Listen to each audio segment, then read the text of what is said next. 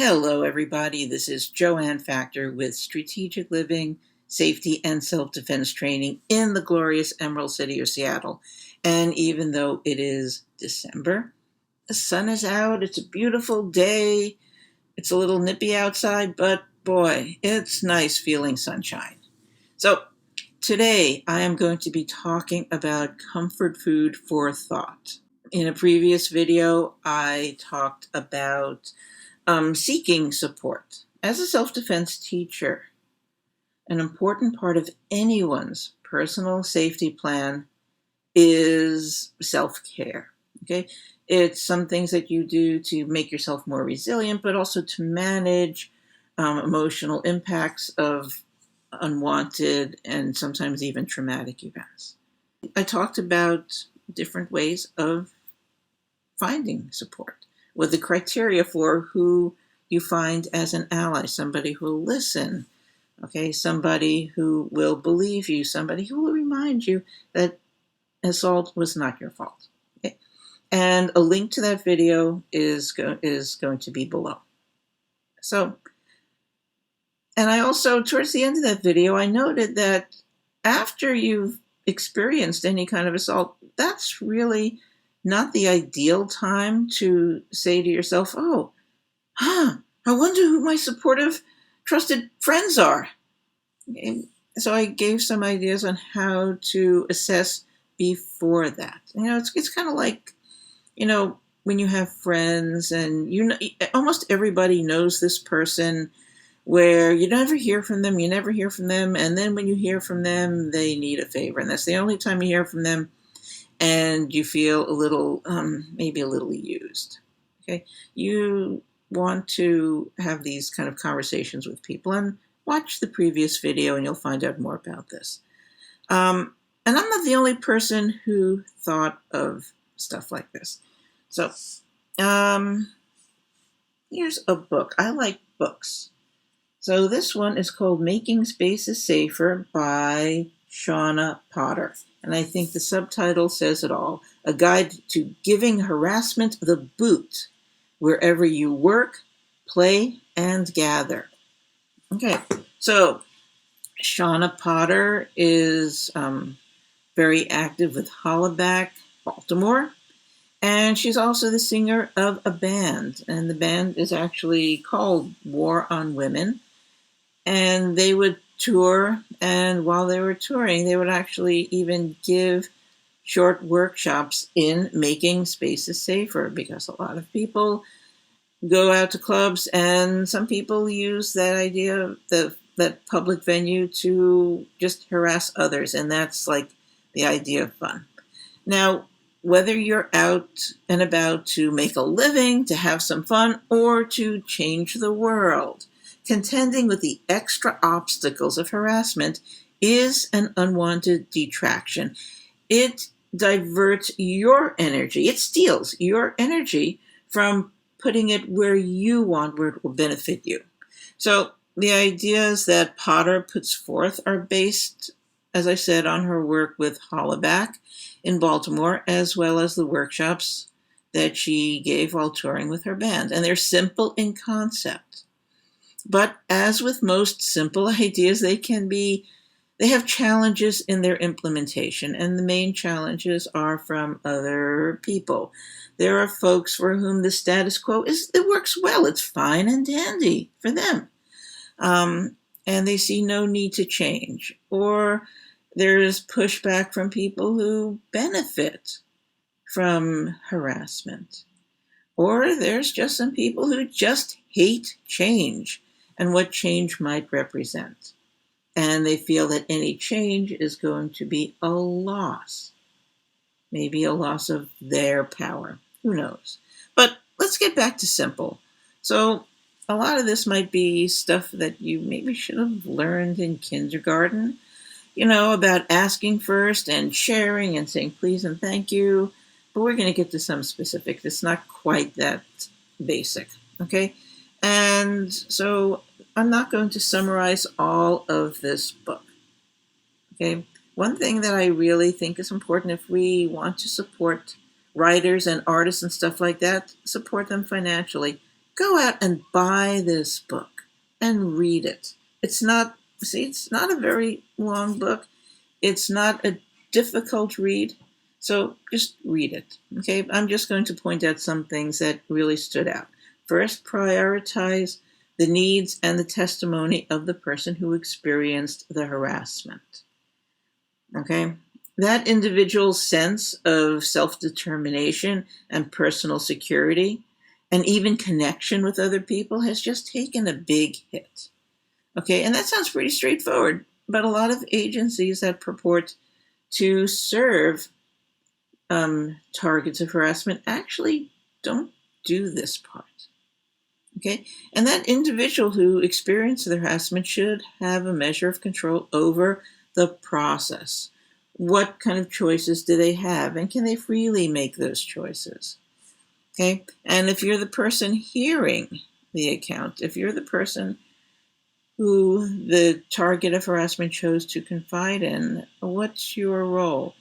If this is like a nightclub and you're the manager, what options do you have? Do you have somebody who this person can report to and who can say, okay, here I have a couple of options. Do you need some time? Okay, would you like a glass of water? Okay, can take a deep breath. Okay, great. So what happened? Okay, now what would you like me to do? So here are the choices that we might have. Do you want me to keep an eye on that person? Do you want me to have a talk with that person? Or do you want me to just eject that person, get the bouncer to eject them from the club? Okay. And who makes that kind of decision? Is it the manager? Is it the person who's being harassed? Is it the person who's doing the harassing? Is it like other people around? Now most of the time it's the manager who makes that decision, but Shauna Potter is saying that, in fact, the person who makes that decision should be the person who experienced the harassment. And I think some people watching this video right now are saying, oh my God, that's a little too scary. Okay. Another thing that's really important is validate the other person's experience. Now, I've talked about this for a long time in my self-defense classes. Find a trusted, supportive ally, someone who believes you and will remind you that the harassment was not your fault. Very often, though, what people hear is, well, I have to hear both sides of the story. What might you have been doing to bring that on? Are you sure? I know that other person, they seem pretty nice. I can't imagine they would do something like that. That person is not as supportive as maybe they should be. Okay? Now, at this point, you may be shaking your head and thinking, well, this is all well and good in theory, but it's just not practical. It's never going to work. It's not going to happen. Well, you might not be correct about that. So, there's a restaurant in Oakland, California. It's called Homeroom. Now, I live in Seattle. I've never been to this restaurant, but boy, if they ever opened up a branch in Seattle, I am so there, because they serve mac and cheese. And that's it. The restaurant, Homeroom, is a mac and cheese restaurant. Different varieties of mac and cheese, but they are built around mac and cheese, comfort food. Erin Wade, the chef and owner, wants people to come and feel comfortable. The whole thing is comfort food. So, she was appalled when she found out that some customers had been harassing her waitstaff, her servers, who were predominantly female, and managers were doing very little about it, virtually nothing.